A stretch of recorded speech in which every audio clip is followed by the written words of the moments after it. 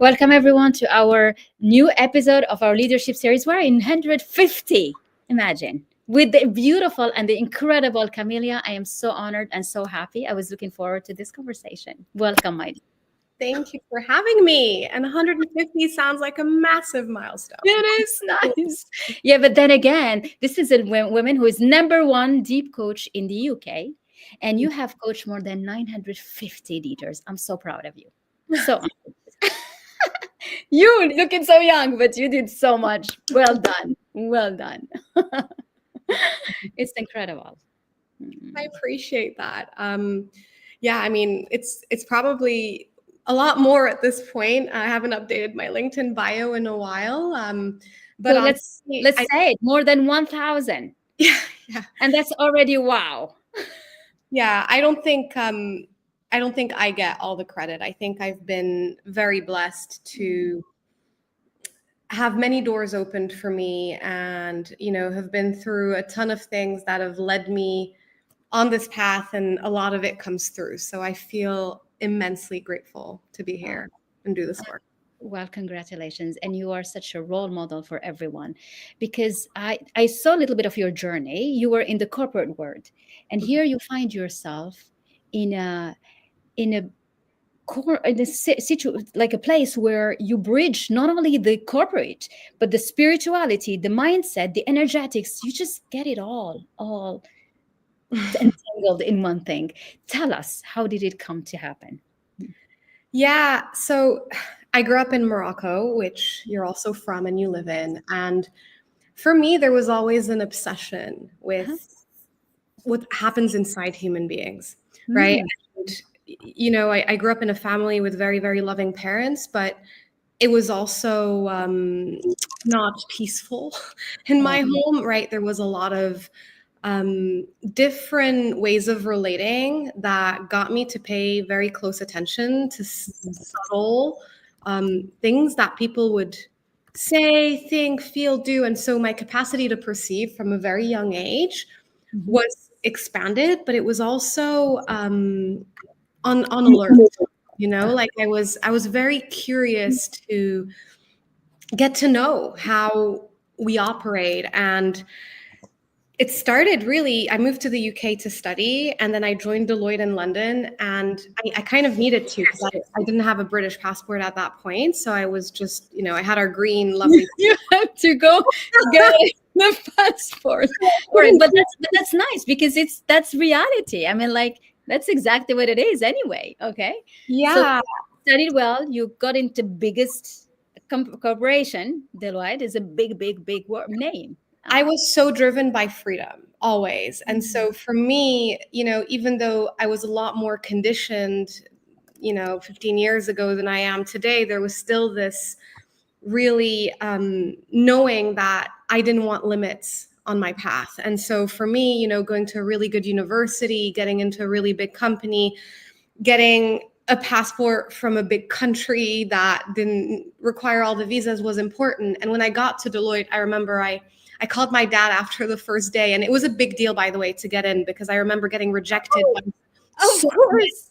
Yeah. Yes, of course. It's a huge deal. Like, the way you said it's just like, I finished and I went. I'm like, no. She had to be the best on her class. She had to do the interviews and everything. So I got rejected by so many companies. And then I got 5 job offers in the same week, like 2 weeks before my visa ended. So it was like this whole, I didn't really know what was going to happen.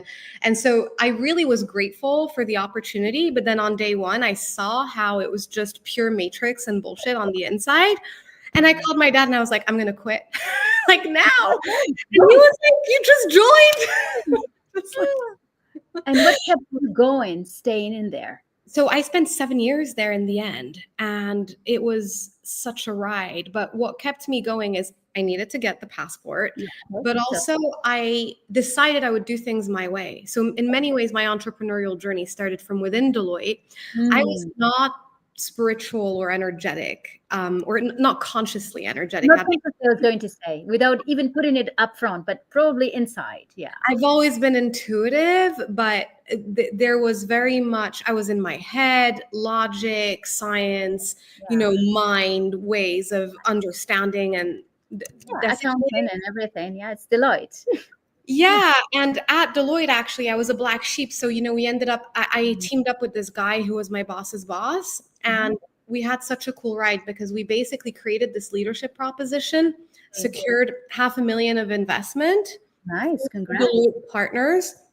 And then basically began to roll that out. So I was doing my own projects, not really answering to normal rules and working with much more senior people than Big Four firms typically get. And our whole approach was around human potential and organizational coherence. So we were looking at really working with leadership teams to expand their performance, but in a really deeply human way to elevate consciousness. I love that. That's where it started. But where I got to the energetic is as I started to look at my own shadows and do my own healing, I got on the spiritual path. And it's just been the gift that keeps on giving. And, initially it started through Buddhism, meditation, yoga, retreats, travel. But then I actually immersed myself with some of the most competent teachers in the world. I started traveling the world, immersed myself with them, worked with plant medicines, and realized that energy is actually where it's at. And so it's a bridge. Yeah, I've been a bridge ever since. And so you started in the energetic field while being in the corporate world, actually. It started within. Yes, I was doing trance on, chief constables in boardrooms whilst I was a Deloitte employee. Really? Wow. That's incredible. When you discovered the energetic side of you that you had, because you just put it up front and you notice it, did you see your efficiency, your work, your focus changed within the group? My experience of myself is what changed the most, and that created a catalyst for everything. But I have to say there was so much resistance, right? So it took me a long time to own that because I felt it was so woo. I was so scared of becoming an outcast. So I've really been on a journey of accepting the truth of the experiences I've been having for myself and then owning those publicly.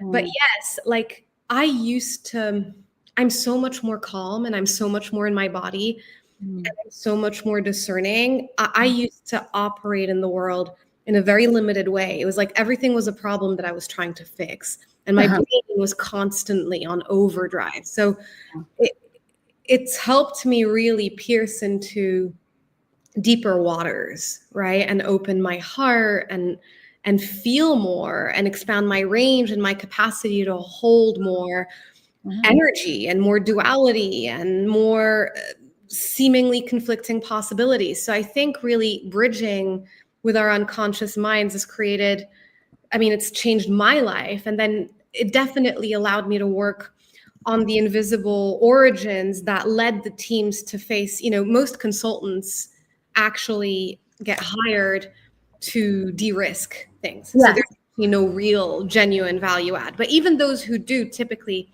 they treat symptoms. So we feel like we were one of the only teams that were really able to work at the root cause level of what's driving these. And so a lot of our approach, we kept getting hired and hired by some of the greatest. That's incredible. It was generative and sustainable. Yeah.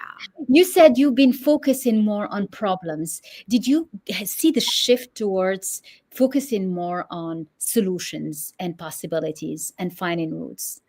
how can you explain that in, if we bring it back to the corporate world, like yeah, tell me. This applies across the board. I work with a lot of spiritual entrepreneurs, and I work a lot with like Fortune 500 CEOs at this point. And I can tell you that even from my personal experience, so much of my conditioning was whenever things weren't going how I desired them to go, I would regress into doubt, right? Oh, So it's like the energy of, what if it doesn't work? What if this goes wrong? What if this is unrealistic, right? uh-huh. And so a lot of my attention would go there. I think as you develop the resources and the creative abilities to know that nothing is out of bounds and everything is possible Uh-huh. in those fields that are clean of the human, Yeah. yeah, you end up cultivating your faith and your frequency. Yeah. And there's a level of energetic hygiene where you're a lot more aware of the thoughts you're having, of the density of what you're putting out, of the judgment you're having. And so, yeah, there's naturally an absence of the denser Blockage. frequencies And that, the blockage that yeah, could be. So it's like you clear the way for better yeah, results. it's the letting go.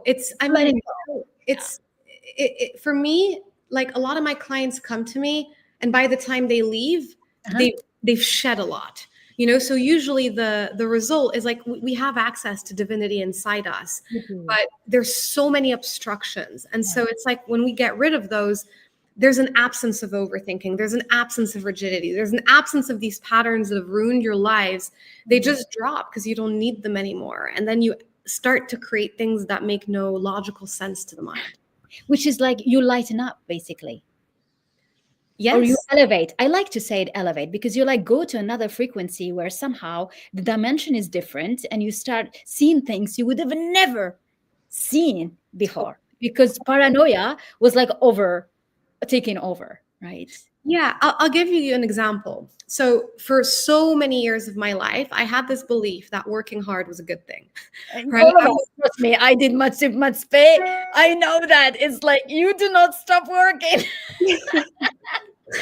Yes. It's a common one for high performers.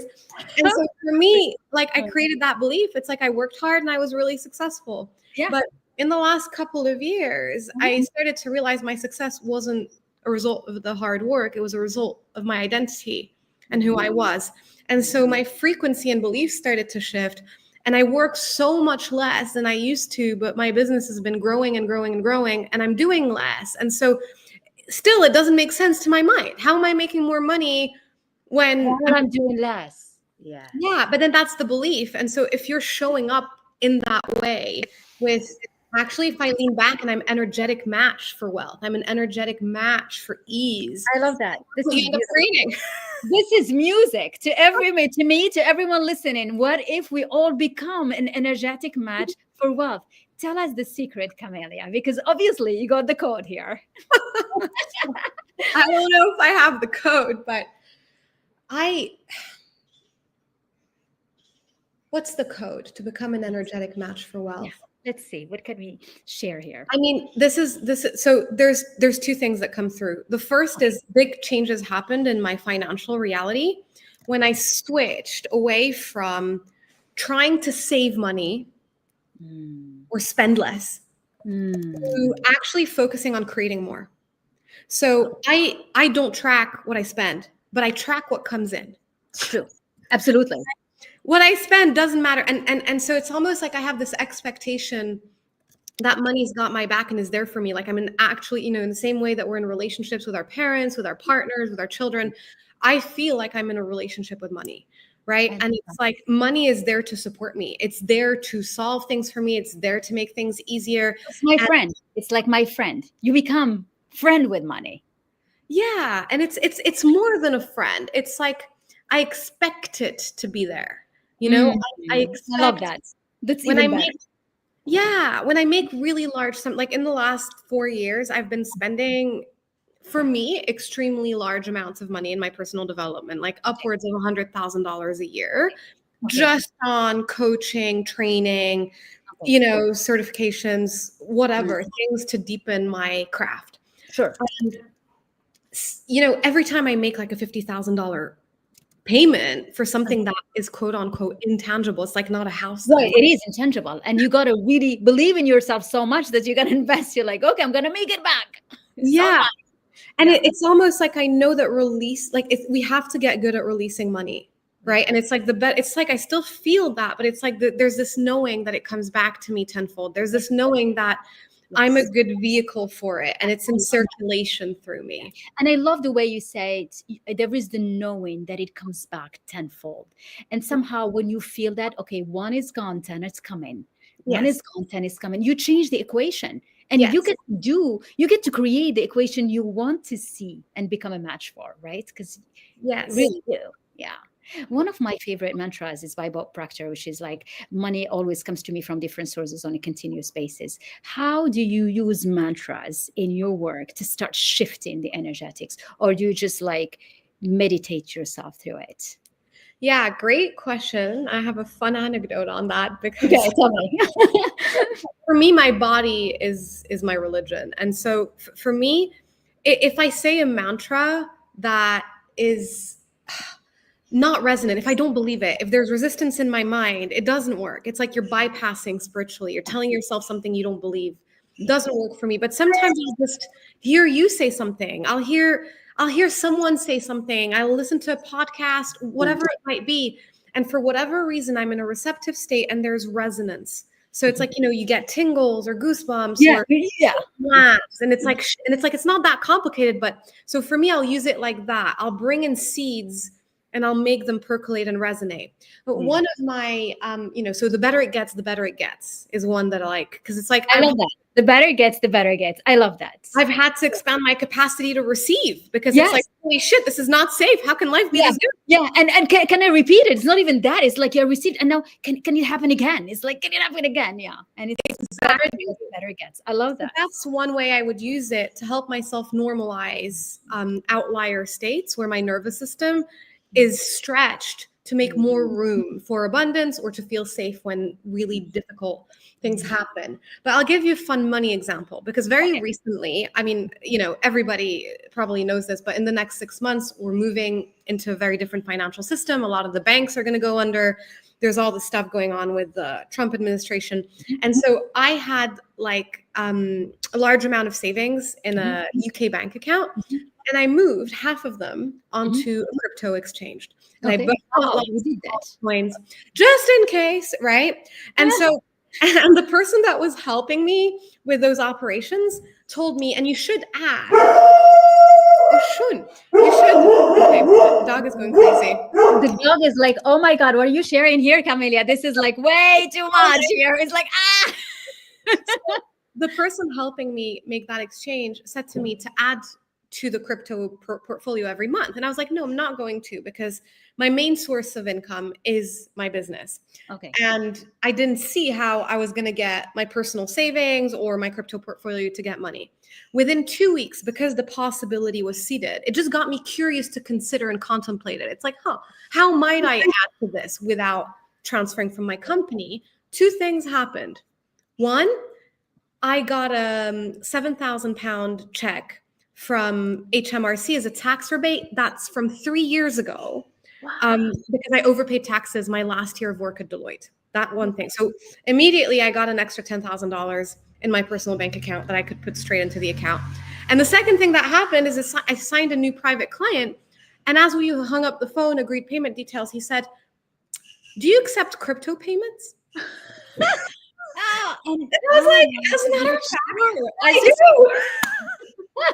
That's incredible. Yeah. So I think the second we don't close doors to things, then we are open to possibilities for them to happen. And in ways that we can't even comprehend, we just become a match for them. But you also, and what I see also through your story is that you trusted, you went there, and the universe somehow followed, right? Because you could have not even had opened that account on crypto. And then like the moment you're like, okay, let's get more people will be coming in. And so you just made the move and somehow an energy will follow along. Yeah. And I see that happening a lot. This is an Arabic saying. When you pray, move your feet. I love it. It's one of my favorite Arab sayings. Oh, wow. It's like so many people are like, inshallah, one day. you know, Oh, so like move your feet. when Yes. you pray, it's like I'll lose weight one day, I'll have a baby one day, I'll One start a day. company Yeah. one day, I'll invest in crypto one day. Yeah. And it's like when you pray, move your feet. Yeah, do it. It's like do the first step, and that's exactly it. And which you're doing in a way that is like, oh my God, you got to do that. Like to move from corporate to living where you are today in Tulum. That's such an incredible. But you said you've been traveling the world. Can you tell us about that? Share with us the fascinating journey. Mm. Yeah, so 2023 was a crazy year for me because I left Deloitte. Uh-huh. I left my ex partner, who I thought we were going to be together forever. Uh-huh. And I left London, where I had been for over a decade. Wow. And it started out with I was just going to New York for the Nexus Global Summit of philanthropists and investors. And then I was going to California for generative trance training with Stephen Gilligan. And that's the whole hypnosis shamanic lineage Yes. Mhm. of work. And I had a feeling that I was going to be gone for maybe 3 months, Mhm. possibly 6. So I kept my apartment in London. I kept all my stuff. I sublet it for the time that I was away. And off I went. And my ex partner was supposed to come to these trainings with me, but we broke up. And You so I broke. was faced with the choice. Like I had never traveled alone except for the one time I did ayahuasca at like back then. Uh-huh. And I was like, okay, do I go? Do I not go? Like I wasn't sure. Like, do I want to go to the other side of the world on my own? And I ended up going, and I turned into an accidental nomad. So I had like one suitcase. Uh-huh. This is crazy because I have a lot of shoes in London, right? Excellent. That is so good. For 2 years, I was traveling the world. I didn't know where I was going, and I had some of the most transformational Wow. moments of my life. And honestly, I went everywhere. I went to Asia, I went to Latin America, I went to the US, I hosted a retreat in Hawaii. That's incredible. That's how I found Mexico. And I was just going from place to place and retreat to retreat. And I met so many people. And I also met myself at a different kind of level. And, for 8 months of those 2 years, I was consciously celibate. And I Mhm. was really like intentionally single and Mhm. developing myself. And there was a moment that hit me. I was in Peru surfing every morning and in this beautiful shack. And I felt like, oh my goodness, this is the freest I'm ever going to be in my life because I didn't have a husband, I didn't have children, I had enough money to do whatever I wanted. I loved what I did, and I was location independent.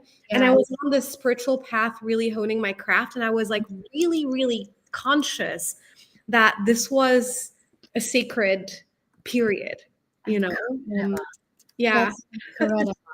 I am loving this. So you travel the world, you discover cultures, and you found yourself through that. something like It's incredible.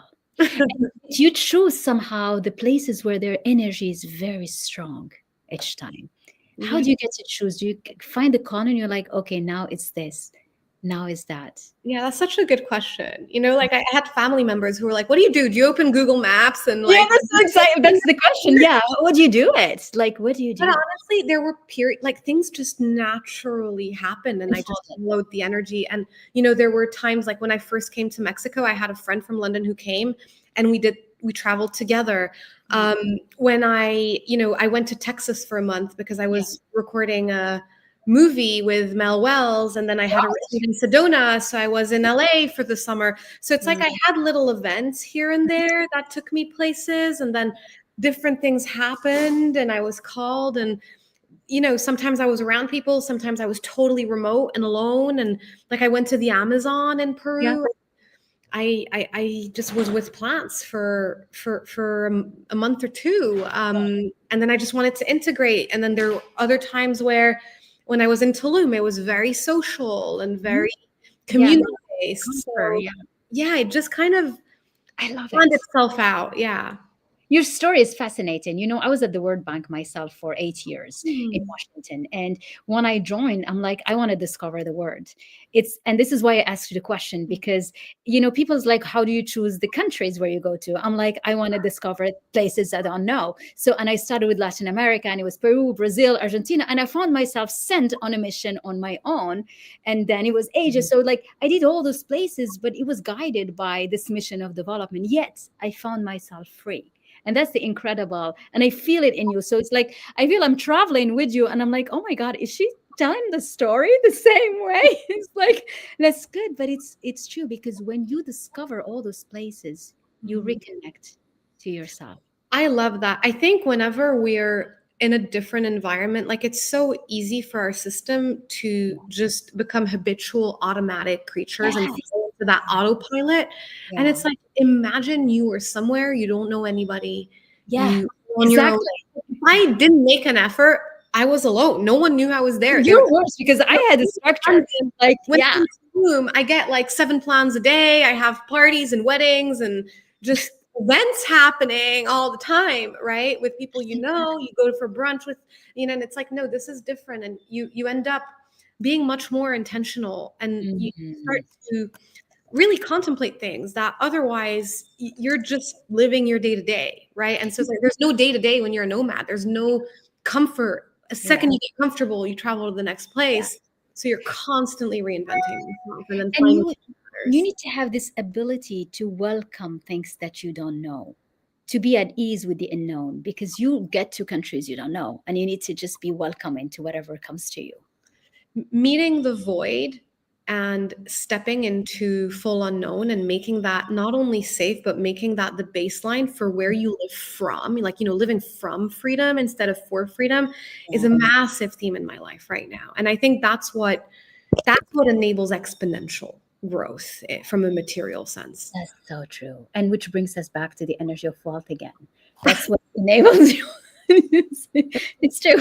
We put it full circle. It's like you met yourself through that frequency. And Yeah, that and I think it's the frequency of alignment. I it think wealth is a byproduct of alignment. it is. Yeah, Yes. yeah, Yes. yeah. It's like a byproduct, and you feel when you meet freedom within you, because that's what it is. It's Yes. like you encounter the freedom of being, because it's about, yeah, Mhm. it's beautiful. You're incredible. What an energy. I love that. So I always ask my guests in this leadership series about their own understanding of what leadership means, and what does it mean to be a leader.